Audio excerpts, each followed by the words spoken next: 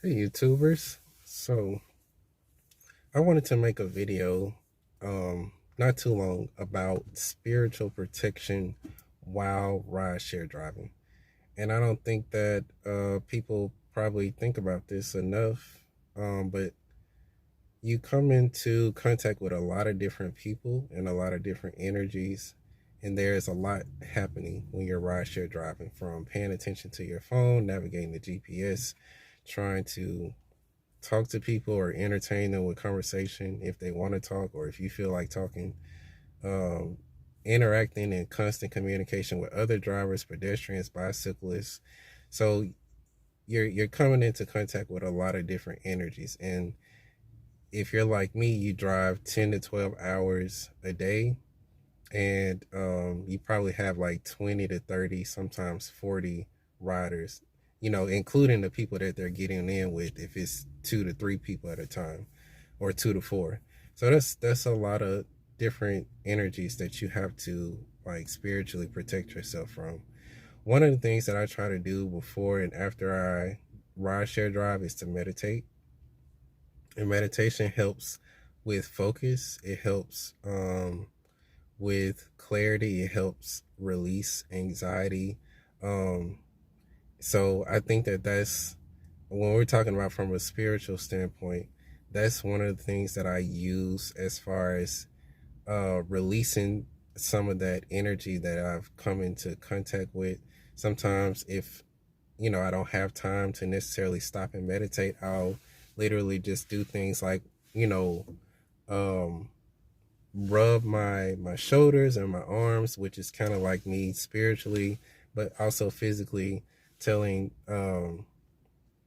the universe or uh, spiritually the creator that I'm trying to like get rid of energy. So that's my way of like getting like the energy off of me. And I know a lot of people don't think about it like that, but when you feel like something is attached to you, what do you want to do? You want to rub it off of you. So that's one of the things that you can do. You can also shake. You can also get outside and stretch and exercise. You can jump up and down. If you can find a place that's far enough, you can even yell to release a lot of built up spiritual energy that you come into contact with, whether it's good or bad. But those are one of the things that you can do.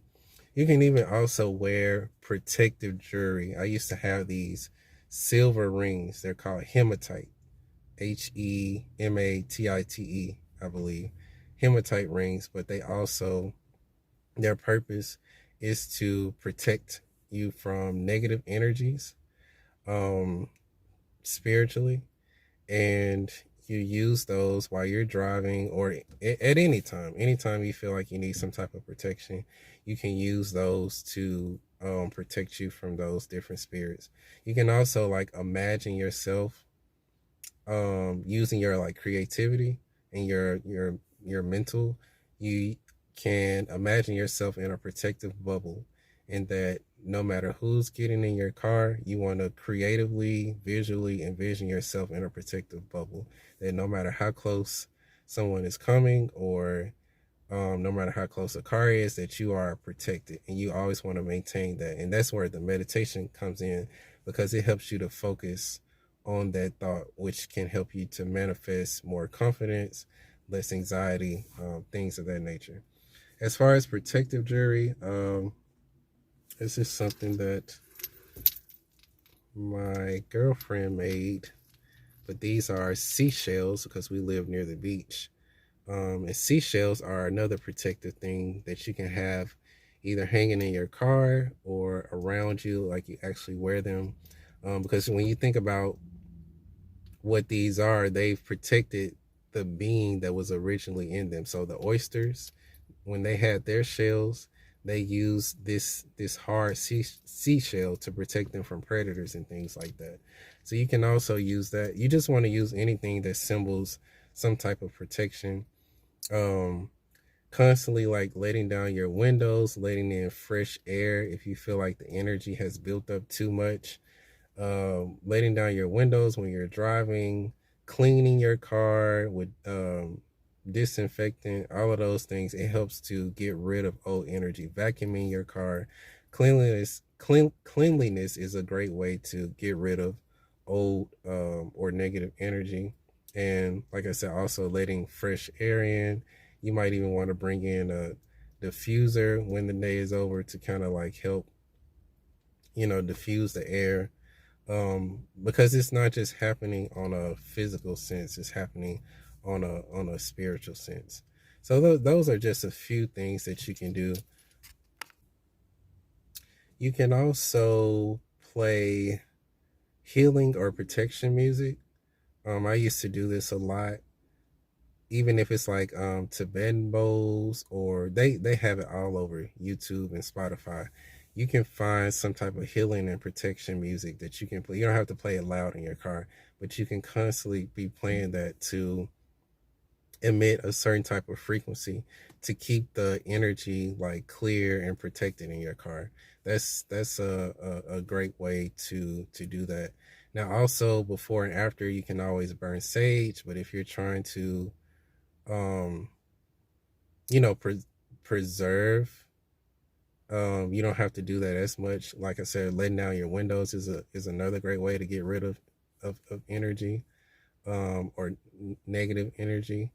um you can also just set boundaries when people get in your car. If you are not in the mood to talk, if you're really tired, you usually want to be even more guarded with your energy, because number one, if you're tired, you're not as alert, but also you're more susceptible to different types of energies. So set boundaries with people. If it's not about them finding or getting to their destination or anything that of that nature, if it's not anything that's like required to talk about, you don't have to talk to them, especially if you feel like the conversation is going in an unhealthy direction. If somebody's talking about um, race or religion or things that you feel like could be very controversial, you can set a boundary in a firm but kind way. Like, you know, and that's why it's good to play music, because it sets the tone. When people get in your car, it sets the tone for how the ride is going to go. And so it doesn't leave much room, or as much room, for people to take the conversations in different directions if you're already playing music which kind of emits a certain type of frequency. And that's probably one of the most effective ways, is to play like some type of healing or protective type of music. The last thing is to follow, and the most important thing is just to follow your intuition. So when it comes to picking people up or going to certain places, or even when it comes to taking a certain route, take the route where you feel most comfortable. um you still want to kind of stay along the route that is showing on the GPS, because that's the route that the rider is following, and if that's the route that they're most comfortable with, you still want to make them feel comfortable too and safe. But just um like I always say, pay attention, follow your intuition, don't do anything that you don't feel comfortable with doing, and be firm and strong in that. And you know talk to whatever deity that you believe in and ask them for protection. Pray during your rides, pray after your rides, pray before your rides. Always be in a constant state of meditation and prayer, so that you are connected to whatever spiritual protection that you use to keep you safe and grounded until your ride share shift is over. And so those are just some little tidbits as far as that, because it can be a very draining job, because you, or not job, but a very draining um situation, for lack of a better word, because you like I say, you come into contact with a lot of people, so you have to protect yourself, and you have to make sure that you're going in the same way that you came out, that nothing is attaching itself to you that shouldn't be attaching itself to you. If anybody has any other tips, please feel free to comment and share this with other people, that do this, because um it's a great thing to do, but it's also something that you have to be very careful with. So hopefully this helps you all. I will probably make another video or two about this. Um, but yeah, if you have any tips, like I said, please feel free to comment. Thank you.